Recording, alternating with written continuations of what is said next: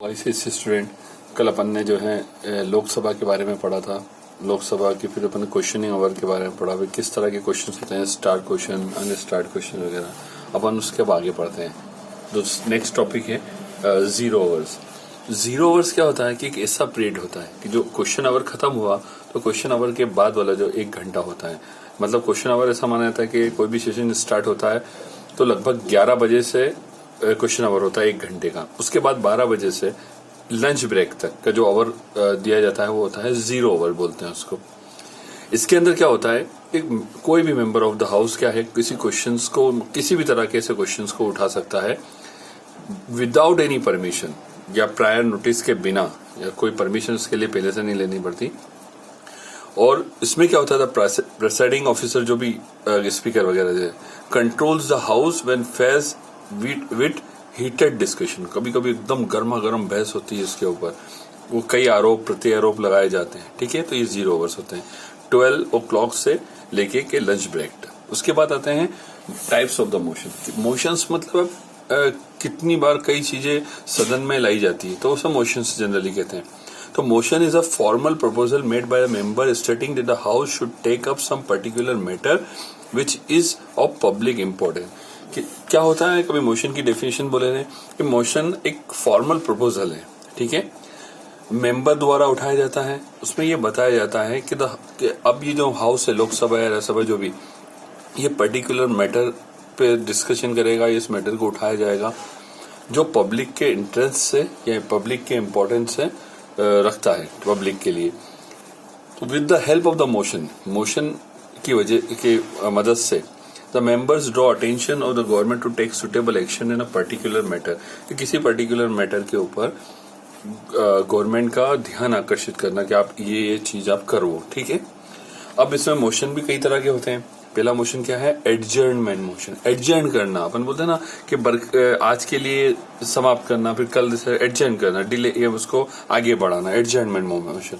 तो adjournment motion क्या होता है कि ऐसा proposal to lay aside all other business, कि दूसरी सब चीजों को भैया साइड में रखो and take up a definite matter of urgent importance, कि ये बहुत जरूरी है आज के वक्त के हिसाब से, तो आप इस मैटर को सबसे पहले उठाओ। एडजर्नमेंट मोशन बोलते हैं। ये motion leads to the interruption of normal business of the house. जो मतलब जो डेली रूटीन चलती है वहां लोकसभा की, तो उसको कहीं ना कहीं उसके अंदर मतलब एक तरह से इंटरप्शन डालता है। ठीक है, तो adjournment motions are Adjournment motion are generally allowed on subjects such as railway accident, resulting a death of several person। Rail का एक्सीडेंट हो गया, हजारों लाखों आदमी मर गए, हजारों मर गए, या डकैती हो गई कहीं, या सब कुछ नेचुरल कैलेमिटी आ रही है, लाइक अ डिवास्टेटिंग फ्लड, अ टोर्नेडो, कम्युनल टेंशन, या अभी जिस तरह की चीजें आ रही, तो मतलब किसी भी इस तरह के मैटर को उठाया जा सकता है। अब उसके बाद आता है नॉन कॉन्फिडेंट मोशन। अब ये मोशन एक अजीब तरह का मोशन होता है। इसके अंदर मतलब अविश्वास प्रस्ताव, हिंदी में बोलते हैं मोशन मतलब प्रस्ताव, तो अविश्वास प्रस्ताव। नॉन कॉन्फिडेंट मोशन क्या होता है कि is a proposal expressing lack of confidence in a ministry. का भैया ये जो मिनिस्ट्री है या प्रधानमंत्री है, ये जैसा भी अपने एमपी का मैं रिसेंटली एग्जांपल उठाऊं कि क्या हुआ कि फ्लोर टेस्ट के बारे में बोला गया, क्यों, क्योंकि उनको मालूम था कि इसकी जो मेजोरिटी है वो कम हो गई है, जितने मिनिस्टर एक सरकार बनाने में चाहिए वो कम हो गए, या हमको सरकार के प्रति आस्था नहीं रही। तो ये मोशन जो है जनरली अपोजिशन द्वारा लाया जाता है। The council of minister collectively responsible to the entire Lok Sabha including the members of the opposition. No confident in the government is moved by the opposition, the house granted to leave to move non-confidence motion only when it has support of at least 50 member। 50 member का at least support होता है तब ये motion लाया जा सकता है। The motion has to be taken up for discussion within 10 days। 10 दिन के अंदर इस मोशन के ऊपर डिस्कशन आपको करना जरूरी होता है, from day on which the leave is granted, जब से इसको रखा गया है और या जब से उसके लिए छूट मांगी गई। तो 10 दिन के अंदर समझ लो, फॉर एग्जांपल में एक पार्टी है, एक्स पार्टी, उसने वाई के खिलाफ नॉन कॉन्फिडेंस मोशन लाए हैं, तो अब उनको 10 दिन का समय दिया जाएगा कि आज हमने रखा है तो 10 दिन तक आप अपना समय लो और 10 दिन के बाद आपको यह मेजोरिटी है जो भी साबित करनी पड़ेगी। ठीक है, on conclusion of the debate the speaker puts the motion to vote. Debates के बाद मोशन को जो है वोटिंग के लिए रखता है वो।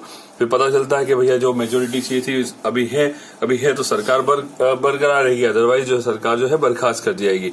तो जैसे अपन देखें तो 12वीं जब लोकसभा हुई है इंडिया के अंदर, तब अटल बिहारी वाजपेयी की सरकार थी बीजेपी की, और उस वक्त जो है 1 वोट से सरकार गिर गई। उसके बाद फिर देश में वापस से चुनाव हुआ, उसके बाद फिर जीत के आए लोग। अब 2 तरह के अपन पढ़े, adjournment and propagation of the house. एक एडजर्न करना, एक प्रोरोगेशन मतलब कि इसको जो है आगे के सेशन तक के लिए इसे टर्मिनेट ही कर देना, इस मतलब सभाओं को। तो ये क्या होता है समझ लो एक definition. Adjournment movement of the house means suspension of the sitting of the house by the speaker, जो सस्पेंड कर देना कि भैया आज के लिए बर्खास्त की जाती है, कल होगी या परसों होगी या 2 दिन बाद, या कुछ मेंबरों को कर देना। Propagation means termination of the session of the parliament, और प्रोरोगेशन मतलब क्या कि टर्मिनेट ही कर देना कि ये सेशन अब होगा ही नहीं। क्योंकि कब क्या होता है कि कई बार इतनी बहस चलती है कि जो अपोजिशन होती है वो पार्लियामेंट को चलने ही नहीं देती, लोकसभा या राज्यसभा को चलने ही नहीं देती, तो वर्क ही नहीं हो पाता। तो कभी कभी स्पीकर ये डिसीजन ले लेता है। The power of adjournment of the house rest with the speaker और the chairman as a case may be, और the power prorogation of the session belongs to the president. मतलब ये स्पीकर जनरली लेता है और राष्ट्रपति की परमिशन द्वारा ली जा सकती है, लेकिन जनरली स्पीकर जो होता है वो इसमें ये काम कर सकता है। और ये जो बर्खास्त करना है प्रोरोगेशन, ये जनरली प्रेसिडेंट के हाथ में होता है। The house is also adjourn. अब एक हाउस किन किन कारणों से इसके अलावा भी एडजर्न किए जा सकते हैं। After the business for a days work, दिन भर का काम पूरा हो जाए तो फिर बोलता है कि चलो आज के लिए खत्म। When the death of the sitting x member of the house, कोई मेंबर की जो है डेथ वगैरह हो जाए। When there is so much disorder in the, कभी वहां एकदम डिसऑर्डर फैल गया, बहस चल रही है, काम नहीं होने दे रहे हैं, for want of quorum, और as when the speaker finds it necessary, जब उस स्पीकर को लगे कि ये जरूरी है इसे एडजर्न करना। ठीक है। अब स्पीकर ऑफ द लोकसभा क्या होता है। द स्पीकर जो है एक प्रिसाइडिंग ऑफिसर होता है लोकसभा का, और ये जितने डे टू डे वर्क होते हैं ये इसे प्रिसाइड करता है। ये ऑथोराइज पोजीशन होती है, ये इलेक्टेड होता है, जो पार्टी जीत के आती है वो चुनती है अपने स्पीकर को जनरली, क्योंकि मेजोरिटी से सिलेक्ट होता है। इसके ही has a wide power to maintain discipline, उसके पास पूरे पावर दिए, चाहे तो किसी मेंबर को उठा के बाहर भी कर सकता है।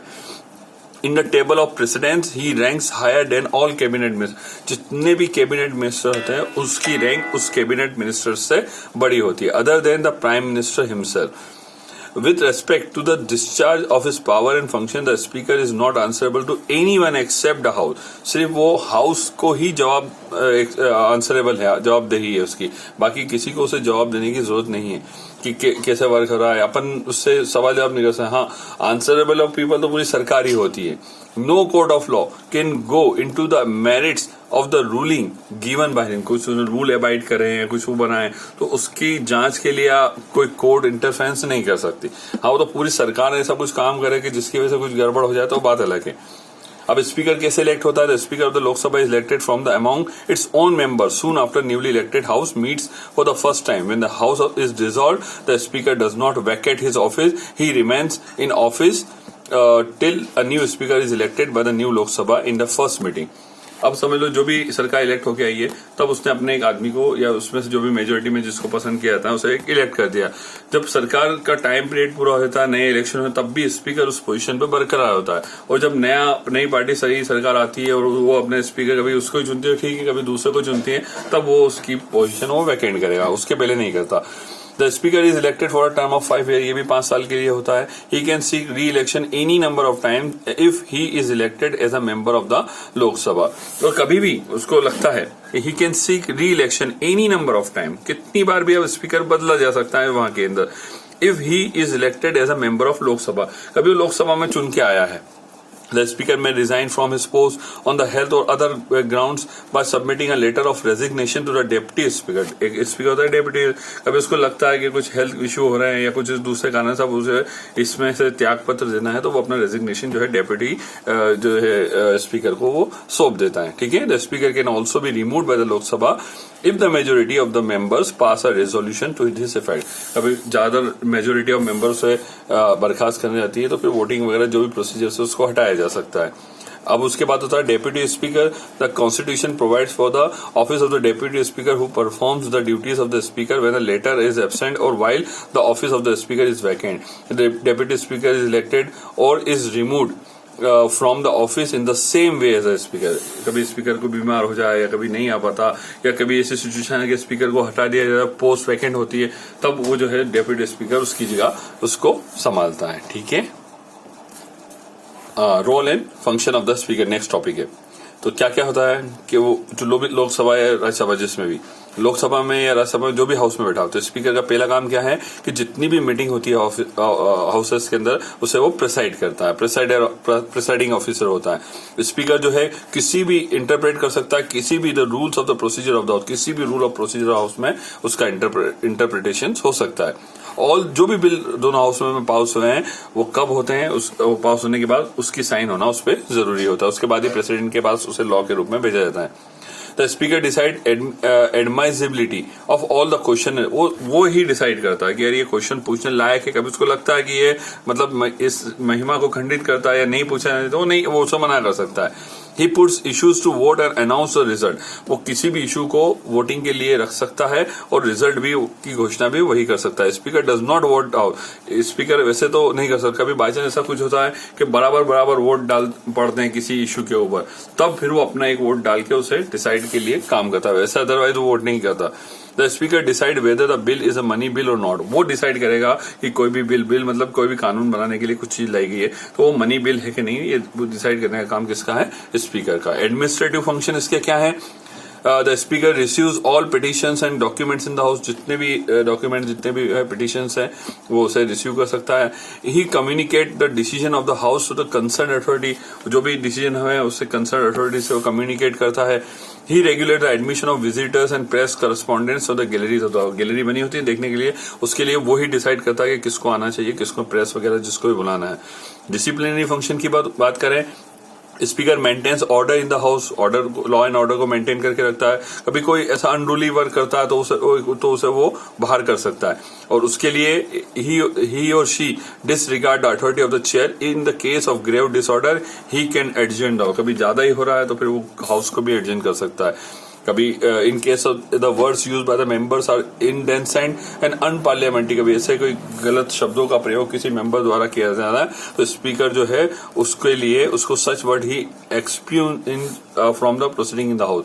या तो उसे बर्खास्त कर सकता है या उसे माफी की बात कर सकता है। वो speaker decide whether there is a case of a matter relating to a breach of privilege and contempt of the house. वो डिसाइड करेगा कि इसमें ये किसी कोई सदस्य कोई ऐसा तो कर रहा है या उसके बिहेवियर से उसके वर्ड से ऐसा तो नहीं है कि वो हाउस का अपमान माना जाता है। वो डिसाइड करेगा। In regards to the question whether the member of Lok Sabha stand disqualified under the anti defection law, the question shall be refer to the decision of the speaker. कभी किसी के लिए डिसफेक्शन, वो आपने कल पढ़ा था कि कभी एंटी डिफेक्शन लॉ के जिसमें एक पार्टी से दूसरी पार्टी, तो ये स्पीकर डिसाइड करता है कि इसको अब क्वेश्चन पूछने का अधिकार नहीं है और ये मतलब ये एंटी डिफेक्शन लॉ के अंदर आता है या इसको भी बर्खास्त होना है, इसकी सीट को खत्म माना जाएगा। तो ये सब डिसाइड वही करता है।